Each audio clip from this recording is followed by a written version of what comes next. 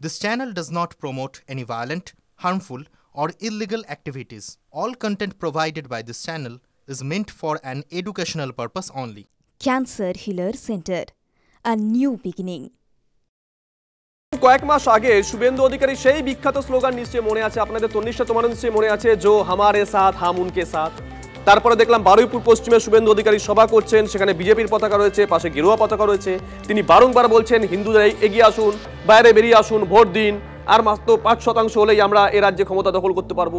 দিলীপ ঘোষ আজকে সকালে বলেছেন যে সংখ্যালঘুদের ভোট দরকার নেই, কেন্দ্রে 3 বার তারা ক্ষমতা এসেছেন সংখ্যালঘু ভোট ছাড়াই, এ রাজ্যেও আসবেন, আসামে সংখ্যালঘুরা তাদের ভোট দেয় না। মোটামুটি মনে করা হচ্ছিল এটাই বোধহয় সংখ্যালঘুদের নিয়ে বিজেপির পার্টি লাইন, কিন্তু বেলা গড়াতে একেবারে অন্য ছবি। অগ্নিমিত্র পাল এবং জগন্নাথ চট্টোপাধ্যায় যে মন্তব্য করেছেন তাতে প্রশ্ন উঠছে, তাহলে কি সংখ্যালঘু ভোট নিয়ে এবার বিজেপির মধ্যেই ভিন্ন সুর? 100 বার বিভাজন করব। কেউ যদি মুসলিমদের নিয়ে রাজনীতি করে, হিন্দু নিয়ে রাজনীতি করার বিজেপির অধিকার আছে, কারণ 70%-এর বেশি এখন হিন্দু এখানে আছে। আর যদি অন্য কেউ দিতে পারে, নো ভোট টু বিজেপি বলতে পারে, তো আমাদের নেতা বলতে পারে না তার উল্টো?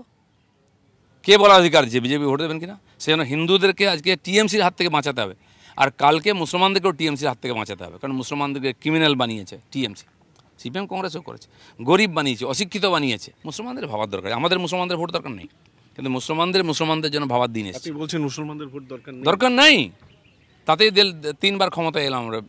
কিন্তু পশ্চিমবঙ্গে যেখানে প্রায় 30% মুসলমান, সেখানে বেশি মুসলমান আসামে আছে, 2 বার ক্ষমতায় এসেছি। পশ্চিমবঙ্গে আসবো, দাঁড়িয়ে দেখতে হবে সবাইকে। ভোট দিতে যায় না 30% হিন্দু, 65 থেকে 68% ভোট দিতে যায়। একটু দয়া করবেন, উল্টে দেবো আমরা। শুধু বাড়ি থেকে বেরোবেন, তারপরে তো কি করতে হয় আপনারা জানেন, আমি আর বলার দরকার নেই। দিল্লিতে 10% লোক বাড়তি বাড়ি থেকে বেরিয়েছে, তাতেই ঝাঁটা সাফ। দিল্লি কা জিত हमारी है, 26 बंगाल का बारी है। প্রয়োজন নেই এটা বলবো না, কিন্তু আমাদের মানে যা দেখে এসেছি আর কি প্রতিবার, যে সংখ্যালঘু ভাইরা বোধহয় কোথাও আমাদের বিশ্বাস করছে না বা ভালোবাসে না। সেখান থেকেই মানে দুঃখ থেকে হোক, রাগ থেকে হোক, আমাদের শীর্ষ নেতৃত্ব তাই বলেন যে আমাদের মুসলমান ভোটের দরকার নেই। কোন জিনিসটা আমাদের 21টা যেখানে আমাদের সরকার আছে, কোথায় কোন স্টেটে আপনি দেখান তো যে মুসলমানরা সে পাচ্ছে না? আমার মনে হয় যে সব থেকে বড়লোক মুসলমান বিজনেসম্যান তারা কিন্তু ওই গুজরাটে গিয়ে ব্যবসা করছে, খুব শান্তিপূর্ণভাবে ব্যবসা করছে। আমাদের মুসলমান ভোট সবার ভোট দরকার, আমাদের কোনো ধর্ম হিসেবে আমি আলাদা করতে চাই না, আমাদের সরকার বানানো দরকার। আর সরকার বানিয়ে 21টা বিজেপি শাসিত রাজ্যে যেভাবে উন্নয়ন হচ্ছে, যেভাবে রাস্তাঘাট, স্কুল, কলেজ, হসপিটাল সব দিক থেকে যেভাবে হচ্ছে আপনারা তো দেখতে পাচ্ছেন, সেটা আমরা এইখানে চাই, আর সেটা করতে গেলে আমাদের সবার সমর্থন চাই। ভারতীয় জনতা পার্টি কোনো ভেদাভেদের রাজনীতি করে না। ভারতীয় জনতা পার্টি বা তার আগে জনসংঘের তৈরি হওয়ার পর থেকে ভারতীয়ত্ব, হিন্দুত্ব, সনাতন সংস্কৃতিকে বাঁচিয়ে ভারতবর্ষকে বিশ্বগুরু তৈরি করার স্বপ্ন নিয়ে আমরা রাজনীতি করি। তার ফলে আমরা আমাদের রাস্তায় স্পষ্ট আছি, যারা আমাদের সঙ্গে জুড়বেন আমরা খোলা হাতে 2 বাহু ছড়িয়ে তাদেরকে আহ্বান করছি, আসুন ভারতীয় হন, ভারতের প্রতি শ্রদ্ধা রেখে, ভারতের সংবিধানের প্রতি শ্রদ্ধা রেখে হিন্দুত্ব ভারতীয়ত্বের ধারায় আপনারা এগিয়ে আসুন, তাহলেই তো আর কোনো বিভাজন থাকে না। দেখুন, এই হচ্ছে সংখ্যালঘু ভোট নিয়ে বিজেপির মধ্যে দুটো আলাদা আলাদা মত।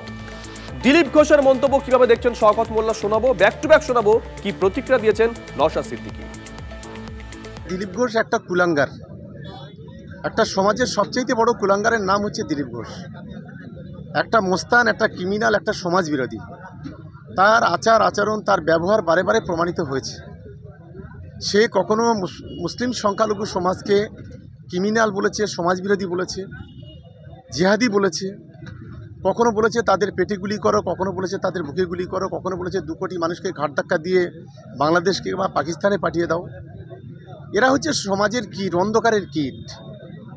এদের মুখ থেকে এটা আশা বাংলার মানুষ এটুকুই আশা করে, এর চাইতে ভালো কিছু আশা করে না। তাই ওরা এই ধরনের কথা যত বেশি বলবে, বাংলার সংখ্যালঘু বলি আর সংখ্যাগুরু বলি, তত বেশি নিজেরা সংগঠিত হবে। সুকান্ত বাবুদের আর রাজনীতি করার কোনো জায়গা নেই হিন্দু মুসলমান ছাড়া, আর কোনো জায়গা নেই। ডেভেলপমেন্টের উপরে এরা কথা বলতে পারবে না। যদি প্রশ্ন করা হয় সুকান্ত বাবুদেরকে, থার্ড টাইম আপনাদের এটা চলছে, তাহলে আপনারা কি করছেন? কেন্দ্রীয় কটা ফান্ড কত টাকা আনতে পেরেছেন কেন্দ্র সরকারের? ব্যর্থ। এ নিয়ে তাদের কোনো চর্চা নেই, শুধু হিন্দু মুসলমান। দেখুন, অনৈতিকভাবে অবৈধভাবে একটা হিন্দু ভোটারকে যদি নাম কাটে, তার জন্য নওশাদ সিদ্দিকী আইএসএফ লড়াই করবে। ঠিক একইভাবে ভিন্ন ধর্মে কাউকে অবৈধভাবে কারো নাম যদি অন্যায়ভাবে যদি কেটে দেওয়া হয়, তার বিরুদ্ধে লড়াই করবে। কিন্তু সুকান্ত বাবুদের এই হিন্দু মুসলমান ছাড়া আর কোনো সাবজেক্ট নেই পলিটিক্স করার।